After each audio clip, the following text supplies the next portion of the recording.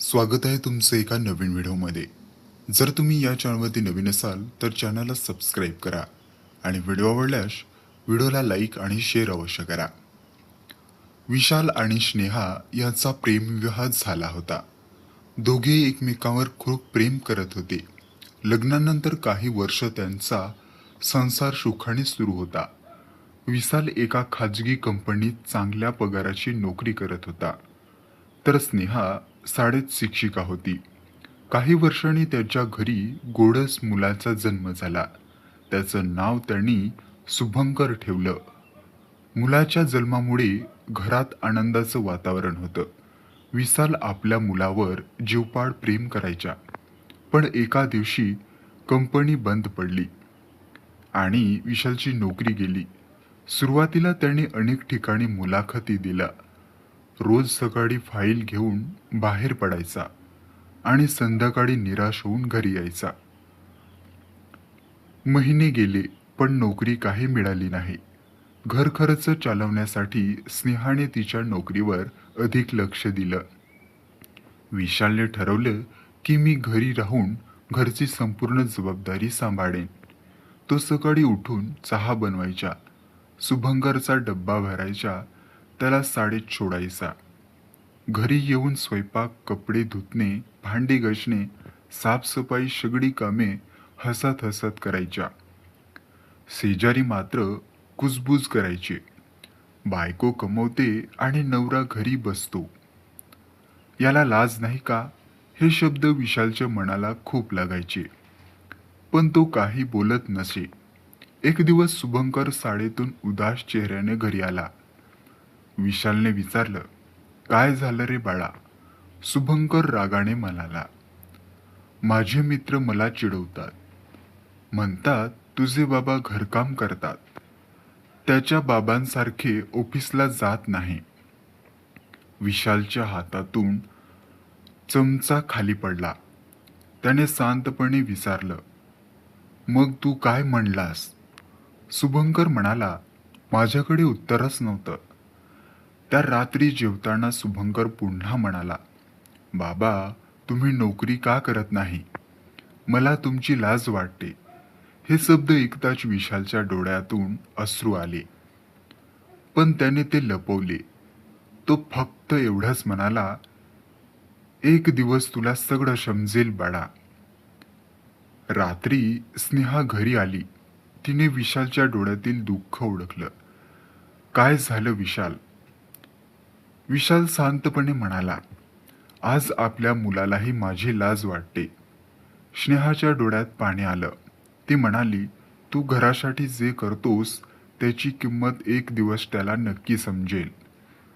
दुसऱ्या दिवशी शुभंकर शाळेत गेला. वर्गात शिक्षकांनी विचारलं, तुमच्या आयुष्यातला हिरो कोण? सगळ्या मुलांनी आपल्या वडिलांची मोठमोठी पदं सांगितली.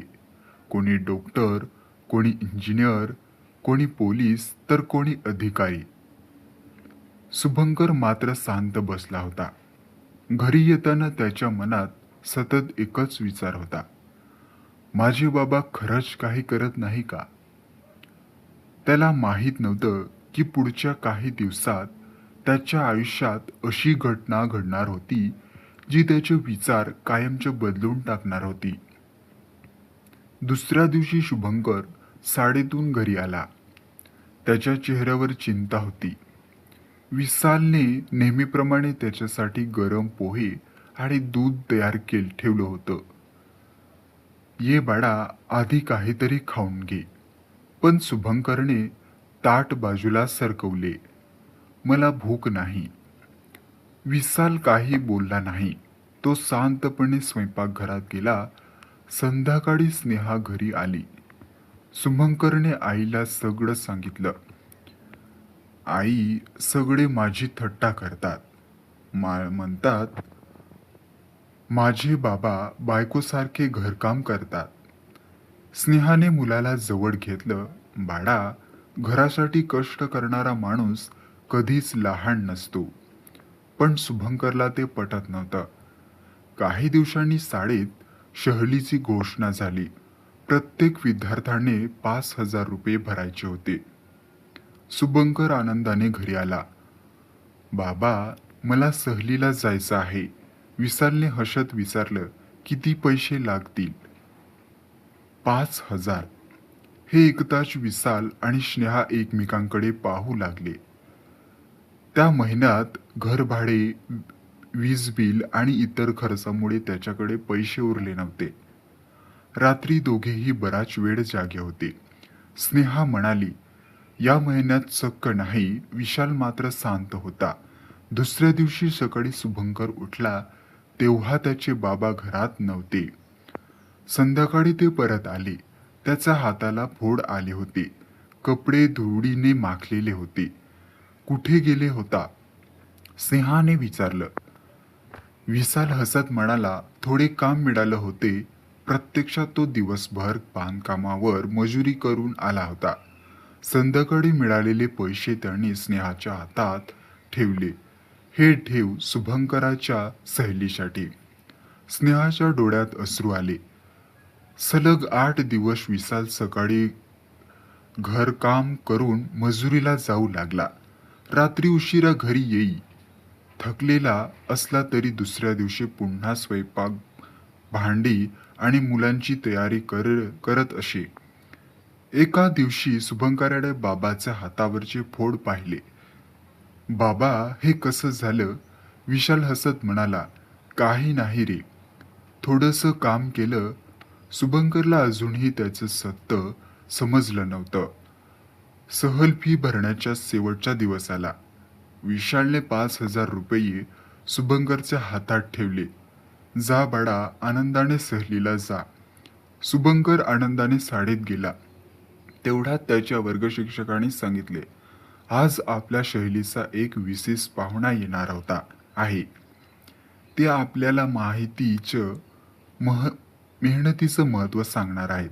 शुभंकरला अजिबात कल्पना नव्हती की त्या दिवशी त्याच्या आयुष्यात असा प्रसंग घडणार होता ज्यामुळे त्याच्या बाबाबद्दल प्रत्येक गैरसमज कायमचा दूर होणार होता. सहलीचा दिवस उजाडला. सगळी मुलं आनंदात बसमध्ये बसली. शुभंकरही खूप उत्साही होता. बस एका मोठ्या अनाथाश्रमजवळ थांबली. शिक्षक म्हणाले, आज आपण येथे सर्व सेवा कार्य करणार आहोत. सगळी मुलं आत गेली. तेवढ्यात शुभंकरची नजर एका परिचित व्यक्तीवर पडली. तो आश्चर्याने ओरडला, बाबा! विशाल तिथे मोठ्या भांड्यातून लहान मुलांना गरम खिचडी वाढत होता. शुभंकर धावत त्याच्याकडे गेला. बाबा, तुम्ही इथे? विशाल हसला. हो बाळा, महिन्यातून एकदा इथे येतो. या मुलांसाठी जेवण बनवायला मदत करतो. शुभंकर स्तब्ध झाला. तेवढ्यात अनाथाश्रमाचे संचालक आले. ते म्हणाले, बाळा, तुझे बाबा खूप मोठ्या मनाचे आहेत. स्वतःच्या अडचणीत असूनही हे इथे वेळ आणि श्रम देतात. हे ऐकून शुभंकराच्या डोळ्यात पाणी आलं. थोड्या वेळाने शिक्षकांनी सर्व मुलांना एका हॉलमध्ये बसवलं. ते म्हणाले, आज मी तुम्हाला एका खऱ्या हिरोची ओळख करून देणार आहे. त्यांनी विशालला पुढे बोलवलं. विशाल सुरुवातीला नकार देत होता, पण मुलाच्या आग्रहामुळे तो उभा राहिला. तो म्हणाला, मित्रांनो, कोणतंही काम लहान नसतं. परिस्थिती बदलते, पण मेहनत आणि प्रामाणिकपणा कधी बदलू नये. मी नोकरी गमावली, पण घरची जबाबदारी सोडली नाही. माझी पत्नी बाहेर काम करते म्हणून मी घर सांभाळतो. त्या कमीपणा नाही. सगळ्या हॉलमध्ये टाळ्यांचा कडकडाट झाला. शुभंकरच्या मित्रांनाही सत्य समजलं. एक मित्र म्हणाला, अरे, तुझे बाबा तर खरे हिरो आहेत. दुसरा म्हणाला, आम्हीच चूक होतो. शुभंकरच्या डोळ्यात अश्रू आले. तो बाबांच्या गळ्यात पडला. बाबा, मला माफ करा. मी तुमच्याबद्दल चुकीचं बोललो. विशालने त्याच्या डोक्यावरून हात फिरवला. बाळा, चुका सगळ्यांकडून होतात, पण त्यातून शिकणं महत्वाचं असतं. त्या रात्री घरी परतल्यावर शुभंकरने आईसमोर हात जोडले. आई, मला बाबांचा खूप अभिमान आहे. स्नेहाच्या डोळ्यात आनंदाचे अश्रू आले. पण नियतीला अजून एक मोठं सुख त्याच्या वाट्याला ठेवलेलं होतं. दुसऱ्याच दिवशी सकाळी विशालच्या मोबाईलवर एक फोन आला. तो फोन त्याच्या आयुष्याच्या कायमचा बदलून टाकणार होता. दुसऱ्या दिवशी सकाळी विशालच्या मोबाईलवर फोन आला. हॅलो, मी देशमुख बोलतोय. तुम्ही 6 महिन्यापूर्वी आमच्या कंपनीत मुलाखत दिली होती. तुमची कागदपत्रे आम्ही पुन्हा पडताळणी केली. जर तुम्ही तयार असाल तर उद्यापासून कामावर या. क्षणभर विशालला विश्वासच बसला नव्हता. त्याच्या डोळ्यात आनंदाचे अश्रू आले. त्याने शांतपणे उत्तर दिलं, सर, मी नक्की येईन. मनापासून धन्यवाद. फोन ठेवताच स्नेहाने विचारलं, काय झालं? विशाल काही बोलू शकला नाही. त्याने फक्त नियुक्तीचं पत्र तिच्या हातात ठेवलं. स्नेहाच्या डोळ्यात आनंदाचे अश्रू तरळले. आपला कष्ट वाया गेला नाही. दोघांनाही देवासमोर हात जोडले. संध्याकाळी शुभंकर शाळेतून आला. विशालने त्याला जवळ बसवलं. बाळा, उद्यापासून बाबा पुन्हा नोकरीला जाणार. शुभंकर आनंदाने उडी मारत म्हणाला, खरंच बाबा. तो बाबांच्या गळ्यात पडला. मला तुमचा खूप अभिमान आहे. काही दिवसांनी शाळेत माझा हिरो या विषयावर भाषण स्पर्धा होती. सर्व मुलं डॉक्टर, सैनिक, वैज्ञानिक यांच्याबद्दल बोलत होते. शुभंकर स्टेजवर गेला. त्याने बोलायला सुरुवात केली. माझा हिरो कोणता? मोठा अधिकारी नाही. माझा हिरो म्हणजेच माझे बाबा. संपूर्ण सभागृह शांत झालं. त्यांनी नोकरी गेल्यावर हार मानली नाही. त्यांनी घर सांभाळलं, आईला साथ दिली, माझ्यासाठी मजुरी केली, पण कधीही स्वाभिमान सोडला नाही. मी एकदा त्याची लाज वाटत होती असं म्हटलं होतं, पण आज मला समजलं आहे की कोणतंही प्रामाणिक काम लहान नसतं. शुभंकरचे डोळे पाणावले.